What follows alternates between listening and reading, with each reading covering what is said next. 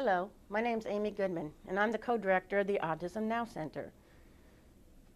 This is the 30th video in our Autism Now Answer series. The question for this week is, what does the law say about getting married for an individual with an ASD, with intellectual or developmental disability, or someone on SSI? For most individuals, getting married is fairly simple. But for someone with an ASD, intellectual developmental disability, or someone on SSI, it is much more complex. There are lots of things to take into consideration, but for this video, I am specifically focusing on marriage and SSI. What is the impact on marriage and SSI? Marriage can affect how the SSI program counts a person's income and assets.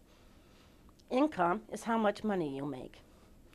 The Social Security Administration may count income of a spouse who lives in the household when deciding if an individual is eligible or not for benefits. If the spouse does not live in the same household, it will not affect eligibility or benefit levels. When a person applying for or is eligible for SSI lives with a spouse who is not eligible, the spouse's countable income may affect the person's eligibility for SSI or may result in a lower SSI benefit. Two SSI beneficiaries married to each other receive a monthly benefit that is 1/4 or 1/4 less than if they simply live together and not get married at all. The rules for determining countable income are complex. To learn more, go to www.socialsecurity.gov. Assets. What items do you own? A married couple is subject to a $3,000 asset limit in the SSI program. An unmarried person gets $2,000 asset limit. If a couple or individual has countable assets in excess of the limit, they may lose eligibility for SSI. The rules are complex. For more information, go to www.socialsecurity.gov. Who is considered married for SSI purposes? A man and a woman.